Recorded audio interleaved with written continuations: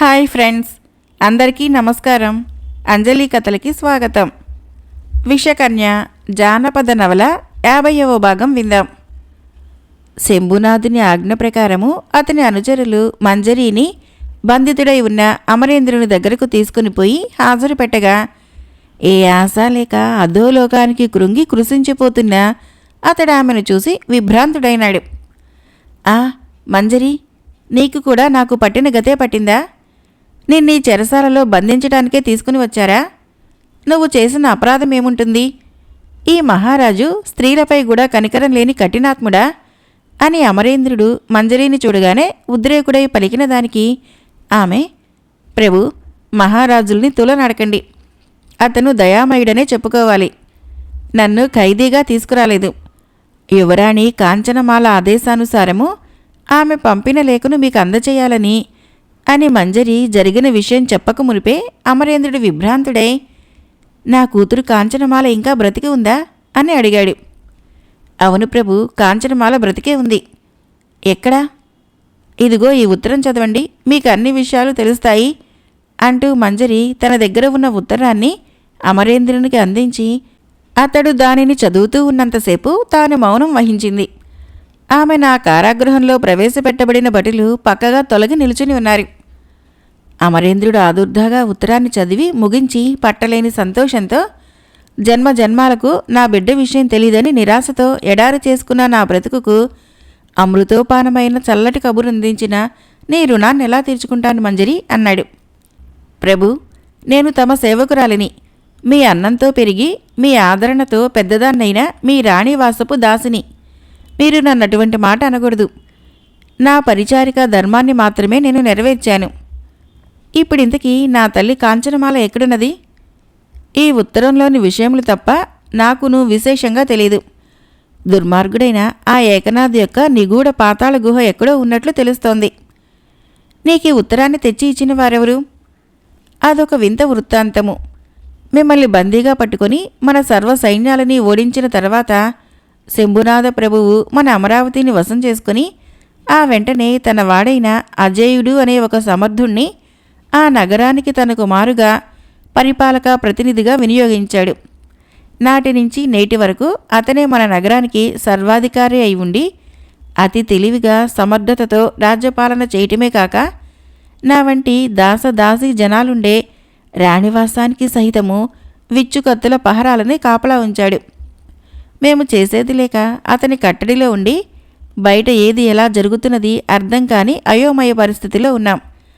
అలా ఉండగా ఒకనాడు పట్టపగలు నేను నా మందిరంలో ఒంటరిగా ఉన్న సమయంలో నాగుపాము ఒకటి నా కంటపడింది.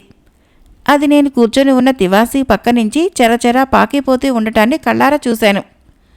రాణివాసంలోకి సర్పాలు రావటము నేనెన్నడూ కని విని ఉండకపోవటం చేత భయకంపితురాలినై పాము పాము అంటూ పరిగెత్తబోగా నా కాళ్ల ముందొక లేఖ పడి ఉంది. మరు క్షణంలో పామెక్కడో మాయమైంది. నేనా లేఖనెత్తి చూడగా యువరాణి స్వహస్త లిఖితాక్షరాల ఆ లేఖలో ఉన్నాయి. నేనా పాము సంగతే మరిచి లేఖను శాంతం చదవగా విషయం అంతా అర్థమైంది. నాకా లేఖను తెచ్చిపడేసింది ఆ నాగుపామేనని అర్థం చేసుకున్నాను. కానీ విచ్చుకత్తల పహరాలుంచబడిన రాణివాసంలో నుంచి నేను యువతలకు రావటం ఎలాగా, మీకీ జవాబును అందచేయటం ఎలాగా అన్న సమస్యతో కొన్ని రోజులు ప్రయత్నించి మన దండనాయకుడు వీరసింహుని సహాయం వలన ఎలాగో యువతలకి వచ్చి పడ్డాను. కానీ ఇక్కడ చెరసాలలో ఉన్న మిమ్మల్ని కలుసుకోవటము దుస్సాధ్యమైపోయింది. పురుషవేషం ధరించి కార్యాన్ని సాధించే ప్రయత్నంలో ఇక్కడ రక్షక భటులకు పట్టుబడ్డాను. వారు నన్ను బంధించి కొనిపోయి మహారాజుల దగ్గర హాజరు పెట్టారు. నేను నిరాశ చేసుకున్నాను.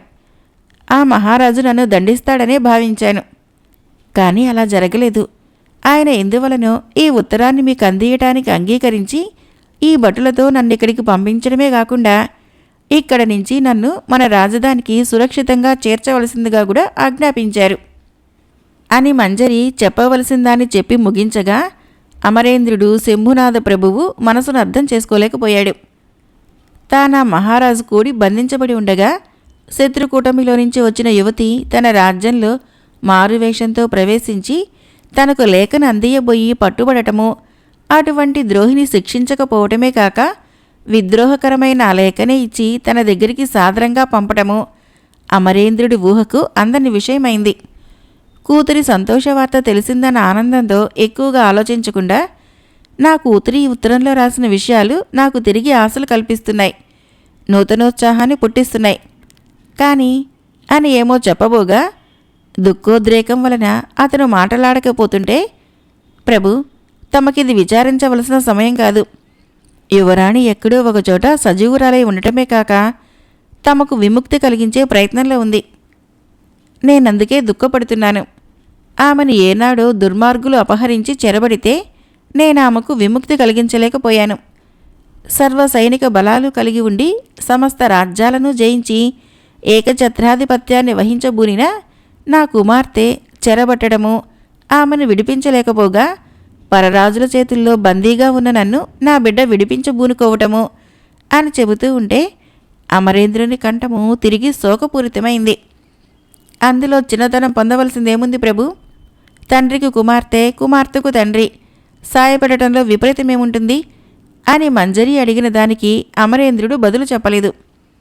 చేరువులో కాచుకొని ఉన్న భటులు తమలో తామేదో గుసగుసలాడుకోవటాన్ని గమనించిన మంజరి వారు తమను గురించి ఏమో మాట్లాడుకుంటున్నారని భావించి, ప్రభు, నేనిక పోయి వస్తున్నా అని అడిగింది. మంచిది, పోయిరా. నువ్వు చేసిన ఈ ఉపకారాన్ని నేను జన్మజన్మలకు మర్చిపోలేను. నేను చేసిన ఉపకారం ఏమీ లేదు ప్రభు. శంభునాథుడు అనుగ్రహించకపోతే నేను తమరిని ఈ విధంగా కలుసుకోవటము జరిగి ఉండదు. యువరాణి క్షేమవార్తను మీరు వినేవాళ్ళు కూడా కాదు. నిజమే. కనుక యువరాణి కోరిన ప్రకారంగా తమరు ధైర్యాన్ని అవలంబించి ఉండవలసిందని నా ప్రార్థన. సెలవు అని మంజరి వెంటనే తన రాకకై వేచి ఉన్న భటులను కలుసుకుంది. మా గురించి తొందరపడి రావలసింది లేదు. మీరెంతసేపు మాట్లాడుకున్నా వేచి ఉండవలసిందని మహారాజుల ఆజ్ఞ అన్నాడొక భక్తుడు. మీ మహారాజుల దయాగుణానికి నా కృతజ్ఞత. ఇక మేము మాట్లాడుకోవలసింది కూడా ఏమీ లేదు. అయితే ఇక్కడి నుంచి బయలుదేరి హుటాహుటిన అమరావతికి పోయి చేరవచ్చును కదా అని తిరిగి భటనాయకుడు అడగ్గా మంజరి సరేననటం వలన వారామెకు ఒక ఉత్తమ ఆస్వాన్నిచ్చి ఆమె దానిపై బయలుదేరగా తాము ఆమెకు అంగరక్షకులుగా ఉండి చెరసాల నుంచి అమరావతి ముఖంగా ప్రయాణాన్ని సాగించారు. మార్గంలో మంజరికి ఎటువంటి ఇబ్బందులు రాకుండా కాపాడుతూ క్రమంగా కొన్ని దినాలలో మంజరిని అమరావతికి చేర్చారు. శంభునాథ ప్రభుని ఆజ్ఞలను, అక్కడ నడిచిన వివరాలని అమరావతికి తాత్కాలిక ప్రభు అయిన అజయునికి తెలియచేసి మంజరిని సురక్షితంగా ఎప్పటిలాగనే రాణివాసంలోకి చేర్చారు. మంజరి సాహసాన్ని అంతటినీ తెలుసుకుని అజయుడు అమితాశ్చర్యాన్ని పొందాడు. అంతేగాక శంభునాథుడు ఆమెను క్షమించి వదిలిపెట్టి సగౌరవంగా ఎప్పటిలాగా అంతఃపురంలో చేర్చినందుకు మరీ విభ్రాంతుడైనాడు. ఆమె అంతఃపురంలో నుంచి తప్పించుకొని పోయి బందీగా ఉన్న అమరేంద్రుడికి ఒక విద్రోహకరమైన లేఖను అందియబూనటము అతనికి తల నరికినంత అవమానాన్ని కలిగించింది. శంభునాథుడు అది తన పరిపాలనలోనూ తన శ్రద్ధలోనూ లోపంగా ఎంచి ఉంటాడని అతను ఎక్కువగా భయపడ్డాడు. తన వశంలో ఉన్న ఒక దాసి తప్పించుకొని పోవటము తన ఆసక్తను చాటుతుందని రూఢి చేసుకున్నాడు. ఆమెను తీసుకువచ్చిన భటులు ఆమె ఎలా తప్పించుకొని పోయిందని అడగకపోవటం వలన అజయుడు కొంతవరకు సంతోషపడి, జరిగిన దానిని గురించి శంభునాథ ప్రభువులు ఏమనుకున్నారు? నా పరిపాలనా విధానం గురించి ఏమైనా అసంతృప్తి కనబరిచారా అని అడగ్గా ఆ విషయాలన్నీ తమకేమీ తెలియవని, రాజాజ్ఞను నెరవేర్చడమే తమకు విధి అని చెప్పి ఆ భటులు అజయుని దగ్గర సెలవు తీసుకొని వెళ్ళిపోయారు. ఆనాడు మొదలుకొని అజయుడు మంజరిని అనుక్షణము దృష్టిలో ఉంచుకోవటం మొదలుపెట్టాడు. తనకు అవమానం తెచ్చిపెట్టి తన అసమర్థతను రుజువు చేసిన ఆ అంతఃపుర దాసుని గురించి అతను ప్రత్యేక శ్రద్ధను వహించడము మొదలుపెట్టాడు. ఆమె నడవడిని, ఆమె ప్రవర్తనను గమనిస్తూ ఉండటానికి సమర్థులైన 2 గూఢాచారులను నియమించాడు. మంజరి సామాన్యమైన స్త్రీ కాదని, అందరూ దాసీలతో పాటు ఆమెను ఏమరికగా చూడకూడదని నిశ్చయించుకున్నాడు. అనుక్షణము ఆమెను గురించిన వార్త తనకు తెలియగల ఏర్పాటు చేసుకున్నాడు. జరిగిన సంఘటనకు ఫలితంగా అజయుడు తనపైన ప్రత్యేకంగా ఒక కన్ను వేసి ఉంచాడన్న విషయము మంజరికి కూడా తెలియకపోలేదు. వీలైనంతవరకు తనపై అజయుడికి అనుమానం లేకుండా చేసుకోవటానికే ఆమె అన్ని సమయాల్లోనూ మసులుకుంటోంది. అయినప్పటికీ ఒకసారి దెబ్బతిన్న పక్షిలాగా అజయుడికి ఆమె పేరు వింటేనే ఒక పక్క బెదురుగా ఉంది.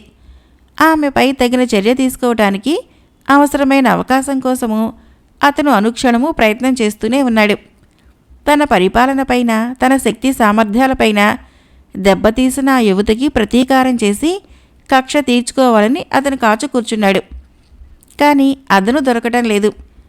మంజరి వంటి ఒక సామాన్య పరిచారికకే అటువంటి సాహసం చేయగలిగినప్పుడు ఇక యువరాణి కాంచనమాల ఎటువంటి ధూర్తురాలై ఉంటుందో అని అతను తీవ్రంగా ఆలోచించడం మొదలుపెట్టాడు. ముఖాముఖి ఎదుర్కొన్నప్పుడు గాని అమరావతిలోని వీర నారీమునిల బలపరాక్రమాలు అతనికెలా తెలుస్తాయి?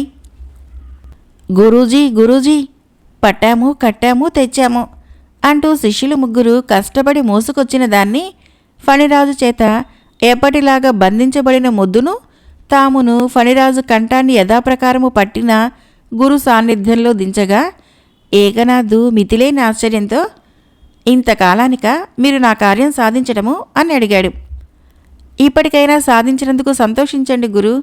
అబ్బబ్బా, ఎంత కష్టము, ఎంత కష్టము అంటూ నందయ్య, అదంతా అంటే ఆ కష్టమంతా నాది సుమండి అని ఆనందయ్య, గురూజీ వాళ్ళ మాట నమ్మకండి, ఇదంతా నా ఒక్కడి శ్రమ అని గోవిందయ్య ముగ్గురు ఒకేసారి ముఖాలను ఆవరించిన చెమటలు తుడుచుకుంటూ అన్నారు. నన్ను మీ అంతటి వాణ్ణి చేస్తానన్నారు. కాయసిద్ధి నా ఒక్కడికే ప్రసాదించాలి.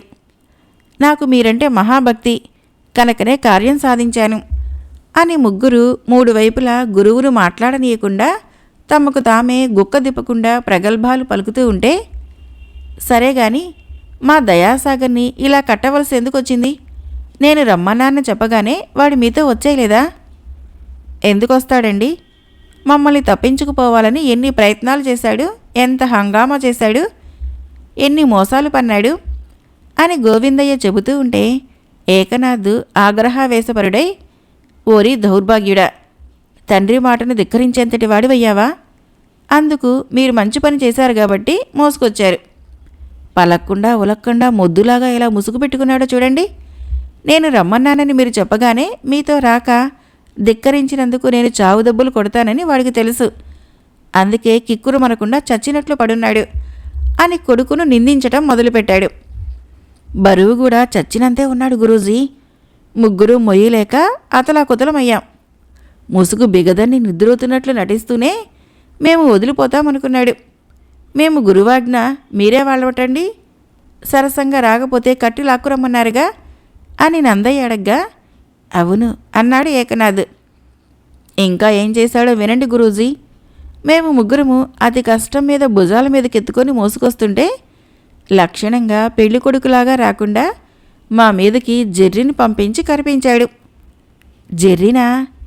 అవును గురూజీ, తాటి జెర్రిని ఒకదాన్ని ఎలాగో సంపాదించి పెట్టుకున్నాడు. మమ్మల్ని కరిచినందుకు మేము దాన్ని అక్కడ చంపేస్తామేమో అని అది హడలిపోయి పారిపోయింది. మేము ఏకనాథ్ గారి ప్రియ శిష్యులమని దానికి తెలిసిందో ఏమో, అది పారిపోవడం చూశాకనే ఈయన గారిని తిరిగి మోసుకొచ్చాములేండి. అయితే వీడు కూడా ఏవో కొన్ని విద్యలు సంపాదించాడన్నమాట. ఎలాగైనా గురుపుత్రుడు కదండి. సరి, కట్లు విప్పండి. నా దగ్గరకు వచ్చాక కూడా ఈ దొంగ వేషాలన్నీ ఏమిటో కనుక్కుంటాను అని గురువు ఆజ్ఞాపించిన వెంటనే శిష్యులు ముగ్గురు ఏకమై మెల్లిగా తాము కట్టిన కట్లన్నీ విప్పిన తర్వాత, కట్లు విప్పినా కూడా లేవడు చూడండి అని నందయ్య అన్నాడు. తండ్రి గారంటే ఎంత భయభక్తులు లేకుండా పోయినాయి అని ఆనందయ్య, శిష్యులం మనకున్న భయభక్తులైనా ఈయన గారికుంటే ఈపాటికే బాగుపడిపోడు అని గోవిందయ్య ఏకనాథ్ కోపాన్ని మరింత ఎక్కువ చేశాయి. వారి సంభాషణ క్రమాన్నంతటినీ ఏకనాథును పట్టి ఉన్న ఫణిరాజు వింతగా వింటున్నాడు. ఇంకా చూస్తారేం? ముసుగును ఊడదీసి ముందర మీ ముగ్గురు 3 తన్నులు తనండి, అప్పుడైనా లేస్తాడు అని ఏకనాథ్ కోపంగా అనటమే తడవుగా శిష్యులు ముగ్గురు మహావీరుల్లా ముందుకు వచ్చి ముసుగు ఊడదీయటంతోనే ఏముంది, మనిషంత పొడుగు మనిషంత లావు కలిగిన ఒక నల్లటి తాటి ముద్దొకటి బయటపడింది. గురువులను చూసి శిష్యులు, శిష్యులను చూసి గురువు నోట మాటలు లేక తెల్లబోవటమే. ఓరి తుంటరి, నీ కొడుకు ఇక్కడికి ఎందుకు వస్తాడురా? నీ కొడుకు దయాసాగరు నీ మారణహోమ కార్యక్రమంలో నిమగ్నుడై ఉన్నాడురా. నీ చావు రహస్యం ఎవరికీ తెలియదనుకున్నావా? కపాలకామినిలో భద్రపరుచుకున్న నీ ప్రాణవాయువులు ఎగిరిపోయే సమయం వచ్చిందిలే. నీ శిష్యులు నీకు తగిన పని చేశారు. నీ కొడుకంటూ ఒక తాటి ముద్దును మోసుకొచ్చాడు అని ఫణిరాజింకా ఏమేమో అంటూనే ఉన్నాడు. కానీ ఏకనాథ్కు ఆ మాటలేవి చెవిని పడటం లేదు. కంగారుతో అతని బుర్ర తిరిగిపోతోంది. తన్నంత వంచన చేసిన శిష్యుల మీద అతనికి అపరిమితమైన ఆగ్రహం కలిగింది. ఓరి మూర్ఖులారా, నా కొడుకు అంటూ ఒక తాటి ముద్దుని తెచ్చి ముందర పడేసిన మీరు ముగ్గురు తక్షణము 3 తాటి ముద్దులై పూదురుగాక అన్నాడు కళ్ళంట నిప్పులు రాలుస్తూ. అంతే అయింది. మరో క్షణంలో శిష్యులు ముగ్గురు 3 తాటి ముద్దులుగా మారి అక్కడే ఉన్న గురువు మీద బరువుగా పడ్డారు. ఏమరికగా ఉన్న గురువును పట్టి ఉన్న ఫణిరాజుకు కూడా పట్లు తప్పాయి. అందువలన ఇద్దరూ క్రింద పడ్డారు. ఏకనాథ్ అదే సందనుకొని కాలి కొద్దీ పరుగు ప్రారంభించాడు. కానీ ఫణిరాజు అతన్ని వదలటం, ముందు ఏకనాథ్ అతన్ని తరుముతూ ఫణిరాజు పరుగుల మీద పరుగులు, నురగలు గక్కుకుంటూ ఉరకలపైన ఉరకలు. విషకన్య జానపద నవల 50వ భాగం సమాప్తం. ఫ్రెండ్స్, నా కథలు నచ్చినట్లయితే మన ఛానల్ని తప్పకుండా సబ్స్క్రైబ్ చేయండి, లైక్ చేయండి, షేర్ చేయండి, కామెంట్ చేయండి. Thank you.